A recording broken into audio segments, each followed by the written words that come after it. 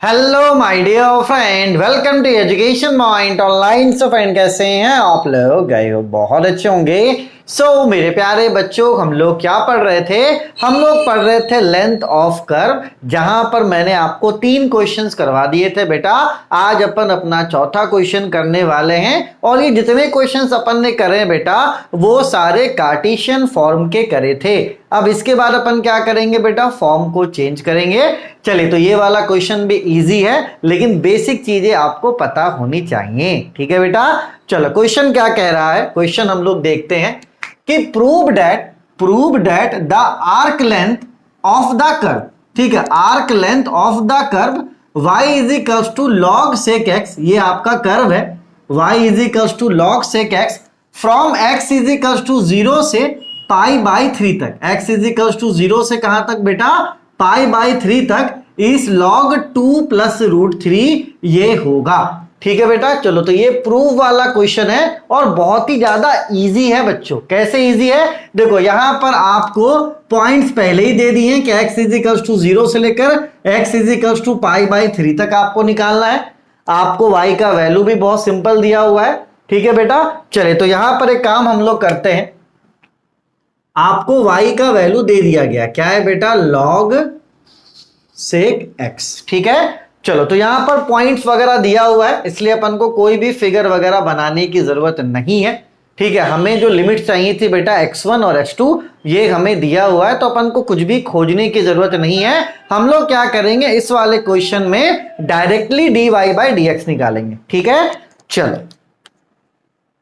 तो यहां पर हम करेंगे differentiate with respect to x both side. ठीक है, चलो तो d/dx y और आपका d/dx log sec x। ठीक है बेटा, चलो आप सभी को नहीं पता हो तो मैं आपको बता दूं कि डिफरेंशिएशन ऑफ log x क्या होता है बेटा? 1/x होता है। डिफरेंशिएशन ऑफ log x क्या होता है? 1/x होता है। उसी तरीके से differentiation of log sec x क्या हो जाएगा? 1/sec x, क्योंकि यहां पर x के जगह पर क्या है बेटा? x के जगह पर आपका sec x है। ठीक है, चलिए तो ये हो जाएगा dy/dx। ठीक है बेटा, चलो जब आप पूरे को डिफरेंशिएट करोगे तो log sec x का डिफरेंशिएशन क्या हो जाएगा? 1/sec x। ठीक है बेटा, चलो अब हम लोग क्या करेंगे? अब हम लोग sec x को क्या करेंगे बेटा? डिफरेंशिएट करेंगे, क्योंकि यहां पर क्या लगने वाला है बेटा? यहां पर आपका लगने वाला है चेन रूल। ठीक है, चलो तो जब हम लोग sec x का डिफरेंशिएशन करेंगे तो sec x का डिफरेंशिएशन होता है sec x into tan x। ठीक है बेटा, फिर से एक बार आप देखना। ठीक है, फिर से एक बार आप देख लो, बिल्कुल परेशान नहीं होना बेटा। देखो log sec x का जब डिफरेंशिएशन करेंगे तो log x का 1/x होता है, तो log sec x का क्या हो जाएगा? 1/sec x। ठीक है बेटा, फिर चेन रूल के हिसाब से हम sec x का डिफरेंशिएशन करेंगे तो sec x का डिफरेंशिएशन होता है sec x into tan x। ठीक है बेटा, चलो तो ये sec x आपका कट जाएगा, तो आपको क्या मिल गया? dy/dx मिल गया क्या? tan x। ठीक है बेटा, चलो तो dy/dx बहुत इजी तरीके से निकल गया। अब हम लोग क्या निकालेंगे? अब हम लोग निकालेंगे लेंथ ऑफ कर्व। क्या होता है बेटा? लेंथ ऑफ कर्व का फॉर्मूला x1 से लेकर x2 है ना, √1 प्लस dy/dx का होल स्क्वायर dx, ये फॉर्मूला होता है बेटा। एक और फॉर्मूला होता है मेरा प्यारा बच्चा, जहां पे dx अपॉन में dy निकालते हैं। ठीक है, चलो फिलहाल अब ऐसा क्वेश्चन अपन को कोई मिला नहीं। ठीक है, लेकिन आप निकाल सकते हो, ये ध्यान रखना। अगर हो सकता है कि जब आप कॉलेज में जाओ और आपकी मैडम करवाए कोई क्वेश्चन या तो सर आपके क्वेश्चन करवाए, तो हो सकता है कि वो dx अपॉन dy वाला क्वेश्चन भी वो करवा सकते हैं बेटा। तो ऐसा नहीं है, उनको गलत मत बोलना। ठीक है, dy/dx भी होता है, यहां पे फिर dx होगा। उसी तरीके से बेटा dx/dy भी हो सकता है, बस यहां पर dx के जगह पर क्या आ जाएगा? dy हो जाएगा। ठीक है, तो ये बेसिक सी चीजें हैं बेटा जो आपको ध्यान रखनी है ना। चलो, तो पता चला आप कॉलेज में गए, लड़ लिए, अरे यार हमारे सर ने तो dy अपॉन में dx ही बताया था, आप कैसे लिख रहे हो यार dx अपॉन dy। तो लिख सकते हो, कोई दिक्कत नहीं, ठीक है। चलो, x1 कितना है बेटा 0, और इसको आप x2 मान लो π/3, ठीक है। चलो 1 प्लस dy अपॉन में dx क्या है बेटा 10x का होल स्क्वायर dx, ठीक है बेटा, है ना। dy अपॉन dx की जगह पर क्या आ गया आपका 10x आ गया, ठीक है ना। चलो 0 से π/3, देखो 1 प्लस 10x का होल स्क्वायर, तो ये हो जाएगा 10 स्क्वायर x dx, ठीक है बेटा। चलो, तो आपने क्लास 10th में फॉर्मूला पढ़ा होगा, नहीं पढ़ा तो मैं आपको याद दिला दूं, 1 प्लस 10 स्क्वायर एक्स होता है मेरे प्यारे बच्चों सेक स्क्वायर एक्स। तो 1 प्लस 10 स्क्वायर एक्स के जगह पर क्या लिखेंगे हम, सेक स्क्वायर एक्स लिखेंगे। तो 0 से π/3, ठीक है, root under sec square x dx, ठीक है बेटा। चलो अब देखो यहां पर स्क्वायर है और ये रूट है, तो स्क्वायर से रूट क्या हो जाएगा आपका कैंसिल हो जाएगा, है ना। स्क्वायर से रूट क्या हो जाएगा बेटा आपका कैंसिल हो जाएगा। तो आपके पास बचेगा 0 से π/3 सेक एक्स dx, ठीक है मेरे प्यारे बच्चों। ये स्क्वायर से ये रूट क्या हो गया आपका कैंसिल हो गया, ठीक है बच्चों। चलिए, तो आपको अगर इंटीग्रेशन पता हो, नहीं पता तो मैं बता दूं कि सेक एक्स का इंटीग्रेशन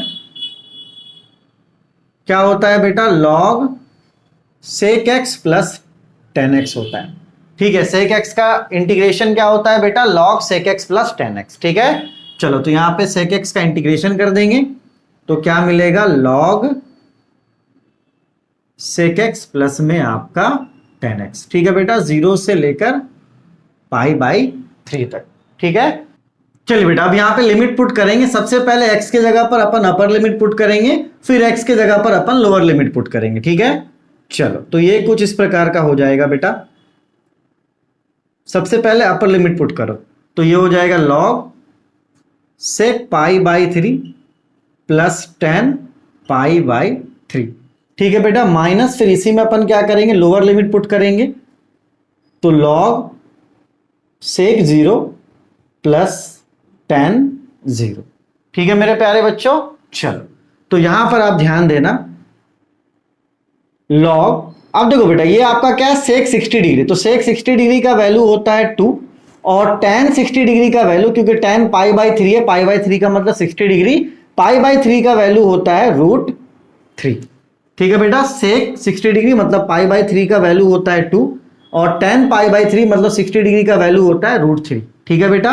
चलो, तो ये आपका क्लोज माइनस, अब यहां पर देखो log, अब देखो बेटा क्या है सेक 0, काम करते हैं थोड़ा सा स्पेस का यूज करते हैं, यहां तक आप नोट कर लो बेटा, है ना। क्यों इतना मतलब घिच में अच्छा नहीं लगता ना, अच्छे से सीखो, हो सकता है आप यहीं पे कंफ्यूज हो जाओ, है ना।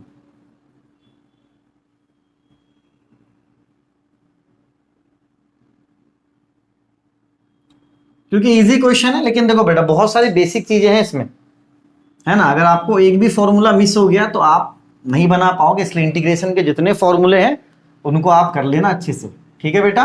चलो, अब यहां पर देखते हैं